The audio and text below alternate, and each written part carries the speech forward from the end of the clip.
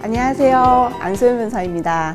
오늘은 여러분에게 슬기로운 재혼 생활이라는 주제로 제가 이야기를 좀 준비해 봤습니다. 저는 사실 재혼하시는 분들보다 재혼 후 이혼하시는 분들을 많이 뵙게 돼요. 재혼 이혼과 신혼 이혼, 혹시 초혼 이혼의 차이점이 뭐라고 생각하세요? 네, 연령대가 있을 수 있겠죠. 그리고 전혼 자녀와의 문제가 있을 수도 있겠고요. 네, 맞습니다. 일단 우리가 재혼을 할 때 제가 생각했을 때 재혼 이혼의 가장 큰 문제점은 이거라고 생각하는데, 생각보다 여러분 재혼을 하시는 분들이 초혼보다 결혼을 굉장히 빠르게 결정하신다는 데 문제점이 있습니다. 우리가 초혼을 할 때는 이것저것 많이 따지잖아요. 이 사람이 나랑 성격이 맞는지, 이 외모가 내가 좋아하는 외모인지, 이 사람이 버는 돈이 얼마고 내가 버는 돈이 얼마인지, 그래서 우리가 같이 벌어서 저금하고 내 주장만 할 수 있는지 이런 것들을 다 따서 봅니다. 물론 사랑이 전제가 되겠지만요. 그런데 재혼하시는 분들은 물론 이런 거 다 따지시겠지만 그것보다 먼저 이것 하나 때문에 결정하시는 경우가 많아요. 뭐냐면 내 전혼 배우자의 단점과 반대되는 성향이 있는지. 네, 그 전혼에서 느꼈던 지긋짓함이 있잖아요. 내가 이 배우자랑 너무 힘들었어. 이 사람이 너무 자린고비야. 내가 돈 1원이라도 10원이라도 쓰려고 하면 무조건 이렇게 써야 된대. 내 허락을 받아야 된대. 라고 해서 그게 너무 힘들어서 이혼을 하셨다면 경제력이 있는 분, 또 돈 씀씀이가 시원시원 하시는 분은 보면 매력을 느끼실 거고요. 또 전혼 배우자가 여자 문제, 혹시 남자 문제로 골치를 썩였다. 그러면 이 사람이 이성치고는 나밖에 없는 것 같아. 나랑 알콩달콩 잘 살 것 같아. 하면 다른 거 다 보지도 않고 그 부분 하나에 집중해서 이 사람이야, 이거야 하고 갑자기 재혼 상대자에 대한 합격 목걸이를 딱 걸어주는 거예요. 근데 이게 오랫동안 보고서 내가 내린 판단이 아니라 딱 봤는데 내 전혼 배우자와 다른 점이 있다. 그러면 이거야 하고 결정을 내리는데 이게 굉장히 속전속결로, 유연합니다. 속전속결로 진행되는 점이 있다는 거예요. 그렇기 때문에 여러분 아시겠지만 사람이 모두 다 이 장점, 이 장점 다 합친 사람 없잖아요. 그렇지.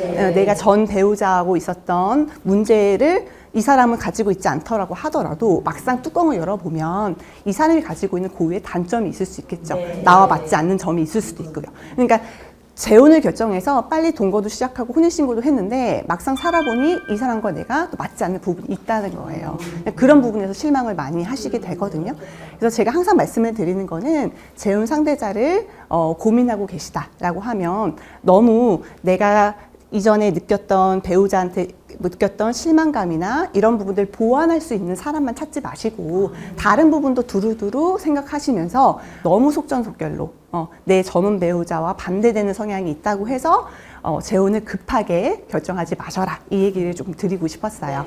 자, 그러면 이제 그 다음 단계로 우리가 생각해 봤을 때 재혼 상대자를 이 사람이랑 내가 재혼을 하고 싶어 하는 그 상대방이 나타났다라고 하면 여러분이 꼭 생각하셔야 될 거는 이 사람과 두 가지 이야기를 나눌 수 있어야 된다는 거예요. 자, 첫 번째는 이 사람이 전혼 배우자와 왜 이혼을 했는지를 이야기할 수 있어야 합니다. 이게 바로 전혼 배우자가 어떤 사유로 이혼을 했는지, 그 사람의 어떤 단점을 우리가 꼬투리를 잡기 위해서 대화를 하려고 하는 그런 수준이 아니라요. 이 사람이 왜 배우자와 갈등을 겪었는지 우리가 알아야 된다는 겁니다. 네. 우리가 이혼 3대장이라고 해요. 외도, 도박, 폭력. 만약에 상대방이 그런 세 가지 사유로 이혼을 했다라고 하면 그래, 이 사람에겐 잘못이 없다라고 우리가 판단 내릴 수 있어요. 하지만 이 세 가지가 아니라 그냥 성격 차이였어. 성격 차이로 헤어졌어 라고 얘기한다면 그래, 성격 차이 있을 수 있지. 그래. 나랑은 성격 잘 맞으니까 괜찮을 거야 라고 그냥 묻고 넘어가지 마시고요. 성격 차이로 혼인을 지속할 수 없다라는 말은 단순히 나는 내향적인 사람이야, 근데 우리 남편은 외향적이야. 아니면 나는 너무 절약이 중요한 사람인데 우리 아내는 과소비를 해. 그러니까 이런 가치관, 성향, 이런 다름을 뜻하는 거는 아니거든요. 여러분하고 똑같은 성격을 가진 사람이 지구상에 몇 명이나 있을까요? 네. 그래서 성격 차이로 이혼을 한다는 거는 이 성격 차이를 대화로 풀었는데 대화가 계속적으로 안 되는 갈등 상황이 지속이 됐고 그게 한 사람에게는 견딜 수 없을 만큼 고통에 이르렀다.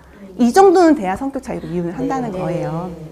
따라서 상대방이 성격 차이로 이혼했다라고 얘기를 한다면 아 그렇구나. 그러면 어떤 일로 보통 다퉜어? 라고 그 다툼의 주제를 물어보시는 게 중요합니다. 네. 그리고 그 다툼의 주제로 인해서 양 당사자 간에 내가 이제 재혼하려는 상대방과 그 전혼 배우자가 어떻게 입장 차이가 났는지 그게 왜 해결될 수 없었는지 헤어지기 직전에 어떤 이유로 크게 싸웠는지 뭐 그런 갈등 상황에 대해서 깊게 파고들어서 질문하고 또 질문하셔야 돼요. 이 과정이 여러분 생각보다 쉽지 않죠. 그 사람한테는 상처일 수 있어요. 그 상처를 들쑤시는 거예요. 하지만 여러분이 그걸 무서워하면 그 재혼 생활은 보장될 수 없는 거예요. 우리가 슬기롭게 재혼하고 싶잖아요. 네, 그렇기 때문에 내가 이 사람이 나와 다름을 맞닥뜨렸을 때 그 다름을 어떻게 해결하는 의지가 있는 것인지 그거를 확인하는 절차라고 생각하시면 좀 편안하실 거예요. 이 사람의 잘못을 우리가 후벼 파는 게 아닙니다. 이 사람이 나와 다름을 맞닥뜨렸을 때 나의 의견은 이래, 너의 의견은 이래. 그러면 우리 한 발자국씩 양보하자. 이게 될 것인지 아니면 예를 들면 이런 거예요. 어떤 사람의 가치관은 이래요. 어렸을 때 부모님이 사업을 크게 망했어요. 배를 골마봤죠. 그런 분들은 사실 현재의 그 가난, 미래의 가난 이런 걸 해결하는 게 굉장히 중요하세요. 그래서 내가 당장 맛있는 거, 뭐 5만 원짜리 식사를 하는 것보다 5천 원짜리 식사를 하면서 4만 5천 원을 저금을 하는 거 그게 되게 중요하죠. 네, 근데 또 반대 나는 한 번도 어렸을 때 힘들게 살아본 적이 없어. 그냥 이 순간에 2만 원짜리 밥 먹고 하하호 하는 게 너무 중요해. 근데 이 두 사람이 만났어요.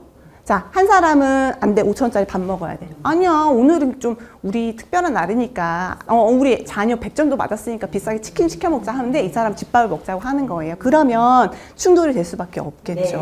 네. 그럴 때 누가 한 번이라도 양보를 해주고 또 다른 사람도 한 번 양보해주고 하면서 접점을 맞아가는 게 굉장히 중요하다는 겁니다. 근데 그걸 보기 위해서 우리가 뭐를 해야 된다? 재혼하기 전에 이 사람이 왜 헤어졌는지를 한번 얘기를 경청을 해봐야 된다라는 거예요. 자, 그러면 이것까지는 우리가 해결 다 됐어요. 두 번째로 확인해야 될 사항이 있는데요. 이거는 조금 현실적인 문제입니다. 바로 재정에 대한 부분이에요. 우리가 초혼인 경우에 처음에 이제 결혼을 했을 때 대부분 이제 직장을 다니시죠. 요즘 분들은 여자 남자 할 거 없이 직장 다니시고요. 같이 소득 활동하다가 모아둔 돈 별로 없이 시작을 하세요. 그러면 자 나는 얼마 벌어, 너는 얼마 벌어. 그 우리가 이 정도는 저축을 해서 청약 한번 넣어보자. 우리 자녀 이렇게 키워보자 하면서 재산은 어떻게 형성할지 아이는 어떻게 키울지 얘기를 하죠. 그러면 자연스럽게 재정 관리를 어떻게 할지 이야기가 나옵니다. 예, 이거를 계속적으로 얘기를 한다는 거거든요. 네. 근데 재혼의 경우는 어때요? 물론 빠르게 갔다 오신 분들은 이제 해당되지 않으시겠지만 올해 이제 그 결혼 생활 하셨다가 이혼하시고 다시 이제 재혼을 하려고 보면 그때는 한 사람이 소득 활동을 안 하고 있을 수도 있고요. 당사자 간에 다 가지고 있는 재산이 어느 정도 있는 경우도 있을 수 있어요. 네, 그렇기 때문에 초혼인 경우보다는 입장 차이가 극명하게 나눠지는 경우가 있습니다. 자, 뭐 입장 차이가 없을 수도 있어요. 나 10억 있어, 너 10억 있어. 그럼 우리 각자 관리하자라는 거 괜찮죠? 그리고 나 한 5천만 원 벌어. 나도 월 소득 한 4천만 원이야 하면 비싼 수준이니까 우리 생활비 통장에 200씩 넣어서 쓰자라고 하면 문제는 없을 수 있어요. 근데 이런 분들이 몇 분이나 계실까요? 네.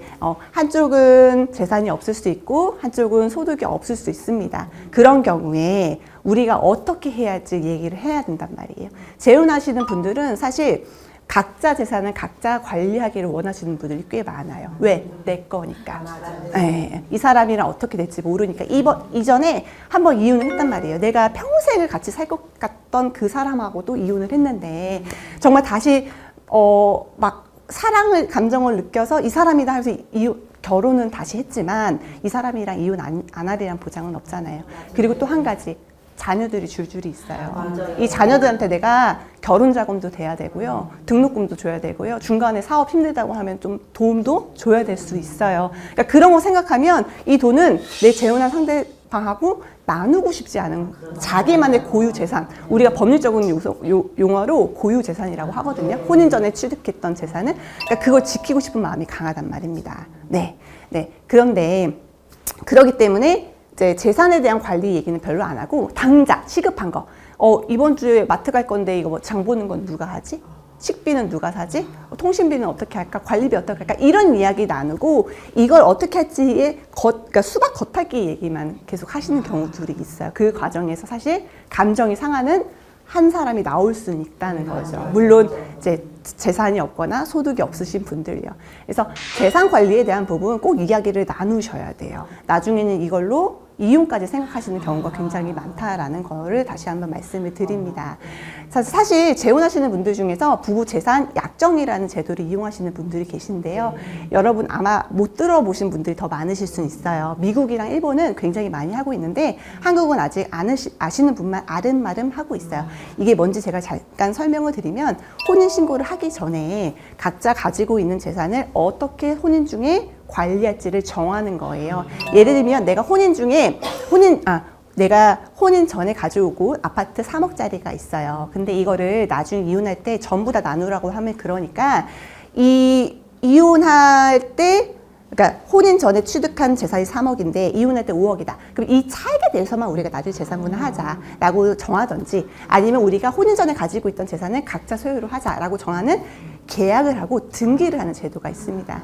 제가 말씀드리는 재정 관리라는 거는 이렇게 딱 각 잡고 앉아서 너 재산 얼마, 내 재산 얼마, 우리 어떻게 관리하자 이렇게 큰 틀에서 각 잡고 얘기하시라는 그 말씀을 드리는 게 아니고 정말 우리가 생활에서 부딪히는 부분들 일단 공과분 어떻게 할 건지 월급 어떻게 관리할 건지 그런 분들 딱 적어 놓으시고요. 두 분이서 앉아서 하나씩 항목 지어가면서 그 두 분만의 규칙을 만드시는 게 되게 중요하다 이 말씀 드릴게요. 네. 그래서 제가 여러분 이 두 가지 꼭 확인하라고 말씀드리면 아마 이런 생각 드실 거예요. 어떻게 그렇게 대놓고 개인적인 거 물어봐요. 근데 개인적인 거 물어봐야죠. 혼인생활 해야 되는데 이거 안 하고 가시는 게 여러분 정말 그냥 시한폭탄 들고 가시는 거라고 똑같다고 생각하셔야 됩니다. 네네네. 그래서 재혼 여러분 그런 말이 있어요. 이혼보다 파혼이 낫다. 그러니까 파혼은 내가 결혼 청첩장까지 찍었어. 근데 내가 이 사람하고 결혼하기 싫어. 결혼식장 안 가. 그러면 누가 나를 강제로 질질 끌고 가지는 않죠. 네. 하지만 내가 한번 결혼하고 이혼하면 법률혼으로 딱 묶이는 거기 때문에 내가 아무리 이 사람하고 살기 싫어라고 해도 살아야 합니다. 그래서 제가 말씀드린 것처럼 너무 속전속결로 빠르게 진행하지 마셔라. 재혼 결정 전에는 두 가지 꼭 확인하셔라. 이 말씀 다시 한번 드리고요. 오늘 강의 여기서 마치겠습니다. 감사합니다.